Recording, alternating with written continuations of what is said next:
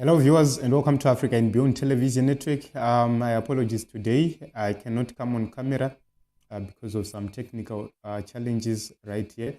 But let us talk about this issue even off camera. This is an issue about Sadc summit protests and the President Advocate Nelson Chamisa's activities since January.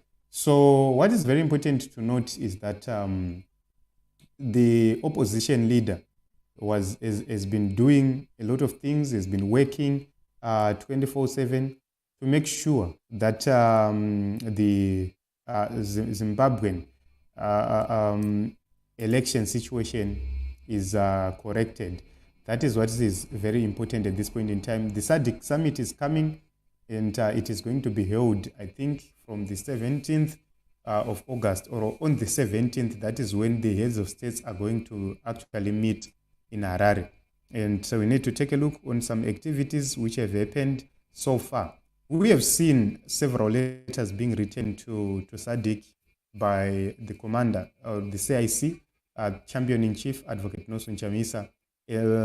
After writing several letters to Sadc, we have also seen some follow-ups being made physically by the team which leads the international relations, and we have seen them making strides to make sure that they demand accountability from Sadc itself.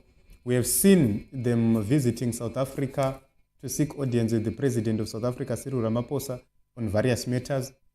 It has happened. We have seen them in different countries trying by all means possible to meet different leaders. They have also gone to the AU and they've met with the team at the AU. These are efforts from the opposition in Zimbabwe led by Advocate Nelson Chamisa. Then we have the issues of other activities which have been done by groupings linked to Advocate Nelson Chamisa or supporters of Advocate Nelson Chamisa. We have seen a petition which was supposed to be delivered in Botswana, and that trip to Botswana was then jeopardized by some unscrupulous elements who hijacked the whole activity and made it their own. And you know what happened when that Botswana trip was supposed to happen. We all know those processes. We reported about them. Then that trip was abandoned, but the mission continued and it moved then to Zambia. And you saw what happened again. There was an attempted hijack of activities as well as in Zambia. We saw what was happening in Zambia. Our team was on the ground. It met with several people, several leaders. The media houses in Zambia covered the activities of the teams. Let me just give you a snippet of what happened there. Of questions on his legitimacy to govern. Representative Trust and Ndlovu cites growing human rights abuses and the shrinking democratic space characterized by the criminalization of the opposition, where opposition leaders are arrested and detained by the Zimbabwean government. He has also expressed concern at the state of the electoral processes in Zimbabwe. We are alarmed by the continued cooperation by Sadc member states with Emerson Mnangagwa presidency and the inaction to address the government legitimate question arising from disputed and rigged electoral process in Zimbabwe. So this is the chief organizer of the Botswana and Zambian trips. Mr. Trust Ndlovu. He was in Zambia. He had a press conference in Zambia, and the Zambian media fully covered the activities which were happening there. Change Radio fully covered the activities which were happening there. And contrary to what other people have been saying, what other people have been reporting, this team managed to go to the Foreign Affairs Ministry. They delivered a petition, and they did all which was supposed to happen in Zambia. And then let us go straight to the issue of August 2024. I think a few weeks ago or a few days ago, we talked about a plan to try and force Sadc to change a venue in Harare. We talked about that issue, and those sentiments are still there. This is the reason why you are seeing different narratives coming up about Sadc summit being moved or whatever. It's because of some unscrupulous elements who are trying to force Sadc to make the protest not happen in Zimbabwe. And if you take a look on their arguments, they are saying Zimbabwe does not have facilities to host Sadc leaders, but that is not true. If you go back to 2017, several presidents from Africa came here in Zimbabwe for inauguration of Emmerson Mnangagwa. 2018, several of them, they came for the inauguration of Emmerson Mnangagwa. And if you take a look on the size of Sadc and the size of the whole world, where we had several diplomats from various countries across the world who came here in Zimbabwe and were hosted, you would understand that these are simple lies of trying to shift this summit from Zimbabwe. The major fear is that if this Sadc happens in Zimbabwe, if Sadc then gives a resolution for Mnangagwa and Chamisa to talk whilst Sadc is still in Zimbabwe, it will become a challenge to those who believe that they will need to force Mnangagwa out of power so that they grab the echelons of power within ZANU-PF structures and they maintain the status quo. So these are people who want to inherit ZANU-PF system as it is, who want to inherit the MPs and whatever the structures which are there. And the only person they want out is Emmerson Mnangagwa. These are the people who want to try and force Sadc to move out of Zimbabwe, such that protests do not happen. This is the plan. This is the reason why you saw when the people were planning protests, people were doing whatever they were doing on the ground, we saw that issue which led to the abduction, not abduction, of Bishop yakanziva abductwa vakati no handina kuabductwa, whatever the situation was, we do not care. But that is where we reached that point, and a lot of critical information was then leaked to the people, to the CIO, and this jeopardized the whole process of protests which were being planned, because several lives were put in danger because of such an activity. And even though the plans are still there onto the ground has shifted in terms of how planning has been doing. If you compare what was happening then and what is happening right now, people are now doing these things more secretly. And as the media, we are now finding it difficult to find the critical information needed for the people to plan properly, which means it will be an issue of footing the people. An announcement will be made without the people fully knowing what is really going on. It's because of unscrupulous elements like these ones. And now they've started a different campaign. This campaign is mainly aimed on one thing, to make sure that if the people are planning to say we are going to protest, and the message is that the summit has been moved to elsewhere, then what it means is the people will say, so why should we continue to plan for the protest when it's no longer happening? So on another hand, it's a way of trying to force Sadc to create a bad picture about Sadc, such that they abandon the whole process in Zimbabwe and they do it elsewhere, such that this issue of the perceived thought of Mnangagwa having talks with Chamisa, this is something they don't want to happen at all costs.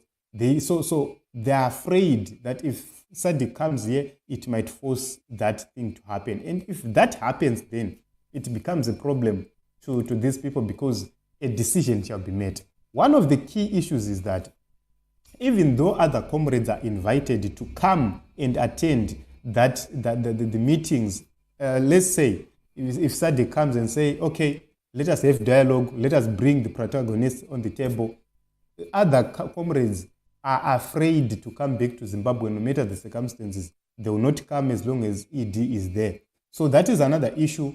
They don't want it to happen in such a way. So that is the reason why they are trying now to push that this thing does not happen in Zimbabwe, or it happens elsewhere, where they can have more control, number one, and also where they can attend if a chance comes for them to be involved or to be included in the processes. So you can actually see that this is a very difficult situation we are in as a nation because of a lot of misinformation which is happening within the media spaces. There is an effort to derail everything which has to do with Advocate Nelson Chamisa.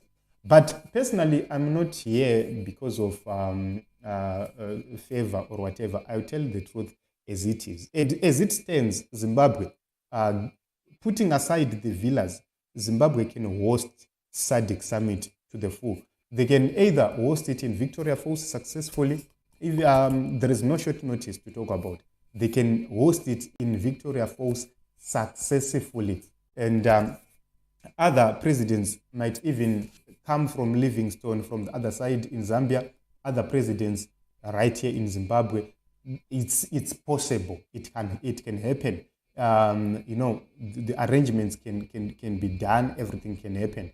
And also, it can happen in Harare. And there are so many conference centers which can be used by the delegates, by the heads of state. Several venues are there, right there in Harare.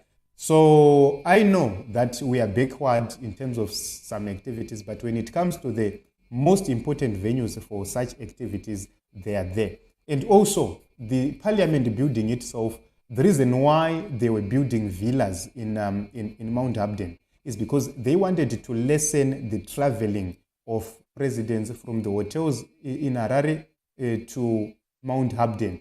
That is the reason why they wanted to build villas. So in the case that these villas are not completed in time, they can use, there is a road is now there, a highway. That is the reason why you saw they were fast tracking the construction of the highway.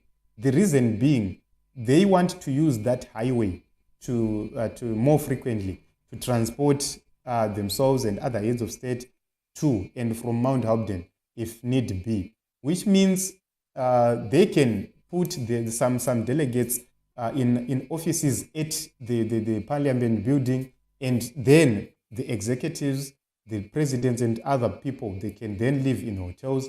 They can be ferried then for the final summit on the 17th to the Mount Pleasant Parliament building. They do their thing there. They leave, they come back to their hotel rooms in the city center, and they go away. So all these days from the 8th, they can utilize other centers within Harare.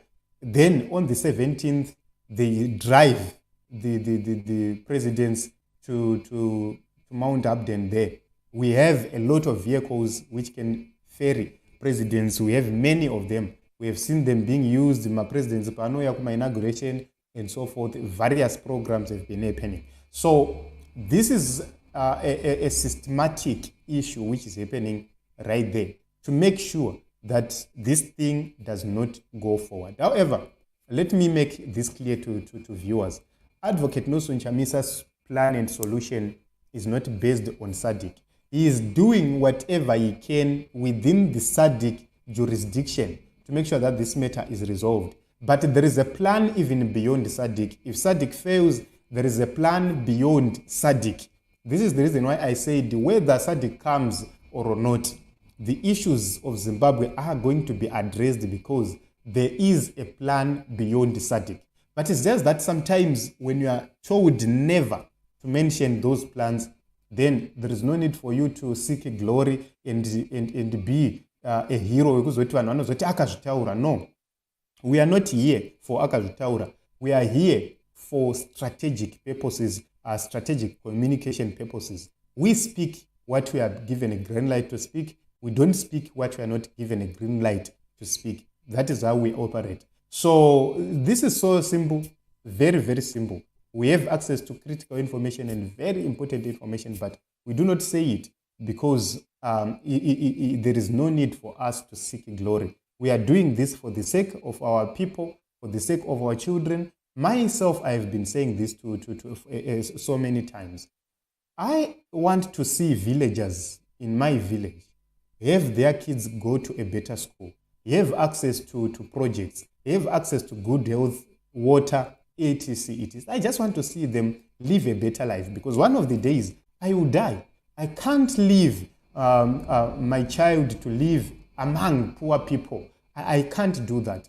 One day I might die before even I make it in life to the extent that my family can sustain themselves after me. So a better community then, it means even if I die, my child will not be that orphan who will struggle. So, this is something which is very simple. I have been saying to myself, I need to develop the people who will bury me. One of these days, the people in my village will bury me. And this is the reason why I am eager to make sure that we do whatever we can to bring change in the nation of Zimbabwe for the sake of our children, for the sake of our people. So we are not in this for money. We are not in this for donations. We are not in this for any other things. So it is what it is in Zimbabwe. We'll continue to fight and we'll continue to give clarity on matters of importance. Before I leave this program, our champion will be in court tomorrow in Mwenezi. We have a champion who is going to be in court tomorrow in Mwenezi. Let us continue to pray. Tomorrow, judgment is expected to be delivered. Let us pray that God touches the hearts of those who are going to deliver this judgment. He didn't commit any crime, but is being forced to be there. So we'll be giving you updates, and thank you very much, everybody, for those who contributed for our people to be able to move. We needed some monies for fuel, etc. And thank you very much, everybody who contributed to the cause and who contributed to his welfare as well. We'll be giving you updates about the court outcome tomorrow. If God permits, we'll be able to give you tomorrow. If we find no time, then the day after tomorrow. It is what it is, Team Zimbabwe. We'll continue to watch and see. These processes, everything is in order. Advocate Nelson Chamisa has done everything which is needed to be done by a leader to make sure that you self-correct and deal with situations. Despite efforts by ZANU-PF to stop him, he has done his best. So we'll continue to watch and see, and I will be updating the people of Zimbabwe accordingly as to what will be happening as we get permission. Thank you very much, everybody, for coming. I love you all. Let us continue to fight. Let us continue to stand in solidarity with each other until the last day.